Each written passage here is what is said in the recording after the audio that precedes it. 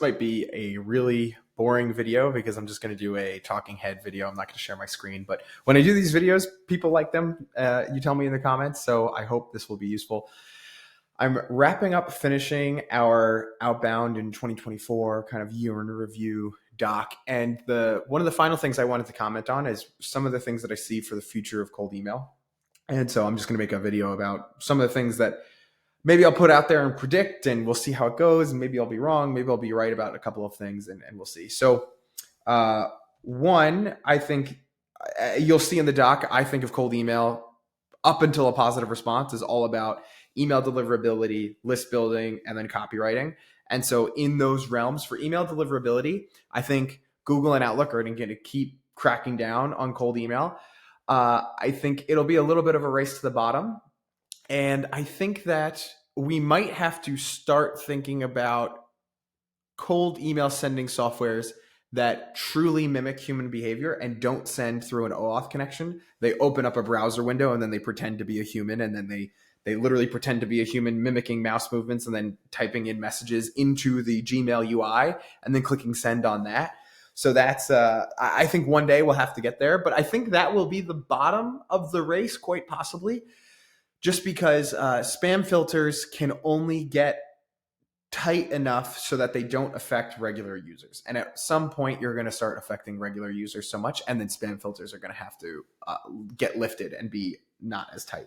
And so that's from an email deliverability perspective, I think cold email will always be there. I think the technology might have to change, but it will still be a channel, and it's just going to come down to, does the math to acquire a customer still work for cold email from a deliverability standpoint? I think that's the most important thing. On the list building side, I think that data is in a race to the bottom, and it's going to go to zero as far as scraping LinkedIn and email validation data and things like that. So I just believe that over the next year, companies will start popping up that are scraping LinkedIn and getting contact data for you. They will get cheaper and cheaper and cheaper, and email services will get cheaper and cheaper and cheaper as well too. And that's just what I'm just seeing in the market, is that just prices just keep going down. And I think somebody is going to figure out some monetary way to break the internet and do what Instantly did to the cold email sending world, where before that, quick mail, everyone, Apollo, SalesLoft, Outreach, everybody charged you per inbox you had. And they broke the internet because they were the first ones to not charge per inbox. And I think somebody will do that with data, where you'll pay something to just have unlimited amounts of contact and email data. I've seen people try it and then move away, and I'm not quite sure why, but I think you will see it continuously go down, just because, so of course, everyone knows that quote from Jeff Bezos, "Your margin is my opportunity." Apollo and ZoomInfo and all these big companies have huge margins in taking a contact and reselling that email address to 500 different people.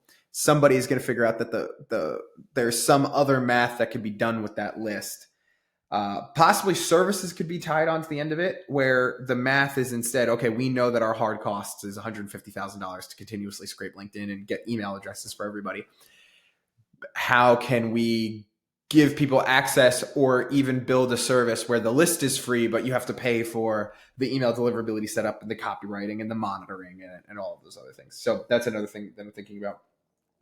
Another thing that I'm thinking about is AI agents are going to continuously get better and better and better, and campaigns that we never thought were possible or knew were possible would take too much time are going to become more and more possible. So one, being able to review a video and make comments about the video wasn't possible 2 years ago, but it's becoming more and more possible with AI agents.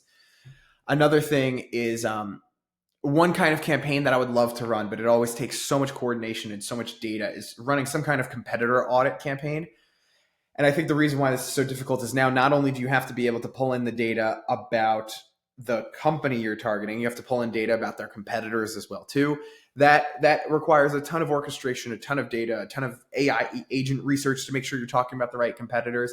And as AI agents get better and data becomes more prolific, you'll be able to do more of those kinds of things.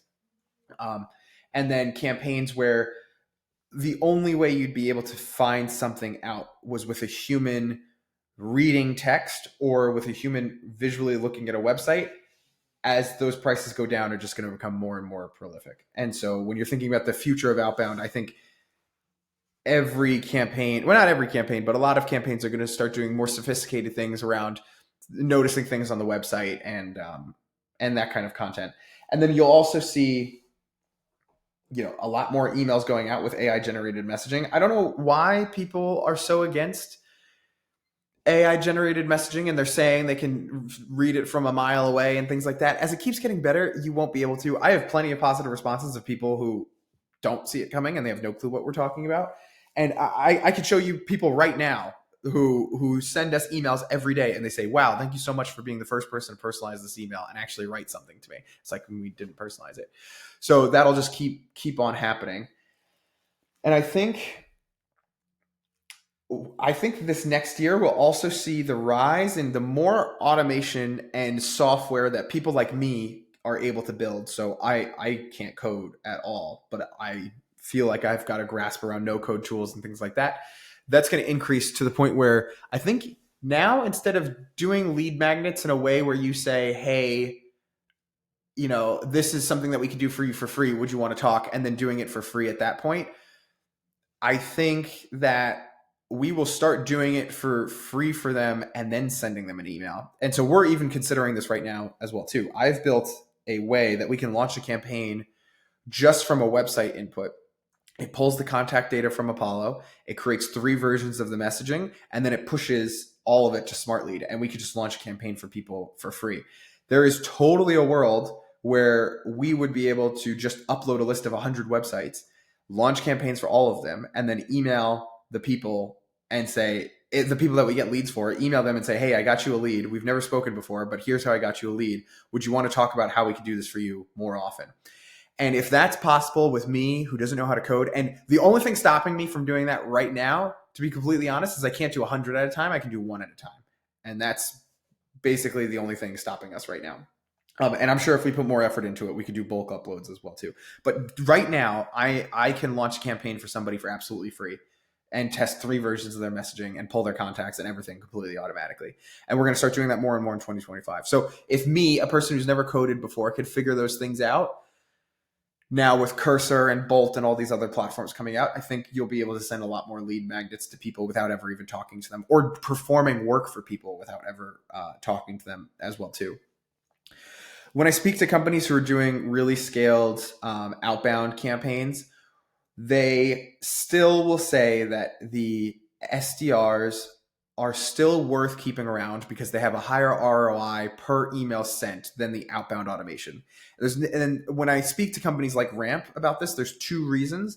One is because there's no marginal cost to email the CEO and the executive assistant of the CEO. So just the performance just slides just because they'll email everybody instead of the SDR doing the contact selection because they want to be good at their job, but then also probably a little bit just because that's all the time that they have is to just pick the best people. And so they're focused there.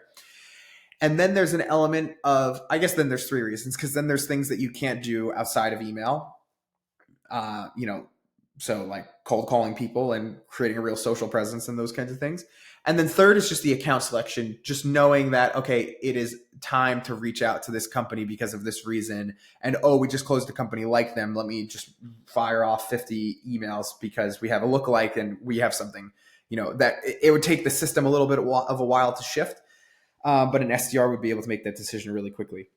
And so I think outbound automation is going to continuously increase in its ROI, and SDRs, I still think there's always going to be a place for an SDR type role, but it will shift to a cold calling, LinkedIn presence type role more than it will this like sitting on an email. Because think about it, everybody who knocks on AI cold email, I don't understand why.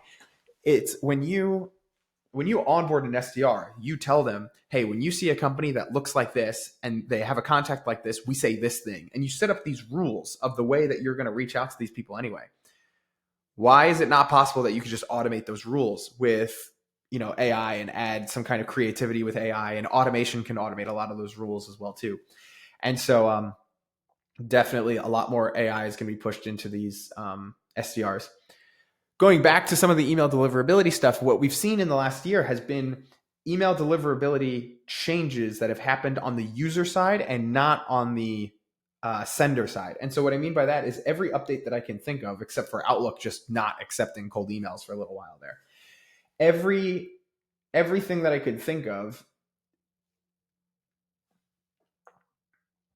every big update essentially happened on the user side. So when they updated it and they said, oh, hey, we think this person's using an open tracker. This is often what spammers do. Do you want to mark that as spam? That was an update to the user side inbox. It wasn't on the sender side, right? We're still sending 30 emails. If Google wanted to shut down cold emailing tomorrow, they absolutely could. And so I wonder if that trend will continue, that yes, there will be updates, but it won't be so much so on the sending side. It will protect email users and give them more options to filter things out. Another thing I'm concerned with is AI summarizing your messages and then saying if it's a sales email or not. I think maybe there's ways to hack your way around that, but that is something that I'm thinking about, is if people are just seeing sales email, sales email, sales email, is that going to change anything? Or are we just tricking ourselves and our cold emails aren't even that good anyway? And people can tell that they're sales emails to begin with. And the first couple sentences are hooking them enough where even if it says sales email about accounting solutions, are we going to be able to, is that all somebody even needs to see in a cold email anyway? And then we just become a parody of ourselves. And we thought we needed to be doing all these crazy things, but really you were just trying to find the people who are in the market for accounting solutions right now. Just another thing to think about. Who knows about that? And so again, if I just think about it, I think when you think about the future of cold email, you have to think about what has changed in the market that has changed the limitations of what's possible and what is constraining the market more. Email deliverability, biggest constraint on the market by far. Another constraint on the market is more people can send more emails. And so there's more competition in the inbox. That's another thing that I think as email deliverability gets harder and more people will get out of cold email. So I kind of think that one will equalize. So then what else is there going to be? Well, I think data costs are going to be reduced. And if anything, they're going to start going to zero. And then AI agents are going to be able to pick up on content that a human would normally have to do. And we'll start getting more and more cold email campaigns that are usually limited to what a human would be able to do, that software is just going to be taking over and over and over again. And I think AI is going to solve for the account selection errors that outbound automation, maybe you can't say that outbound automation maybe makes those errors, but it at least steamrolls those errors and says, yeah, well, I'll reach out to the executive assistant and I'll reach out to the CEO and things like that. And really high touch things like doing work for people before you ever meet them is going to become a lot more possible. I know we're doing it. So anyway, who knows? Those are just some of my thoughts on the future of cold email, and who knows if any of them even become true, but I just wanted to put them out there.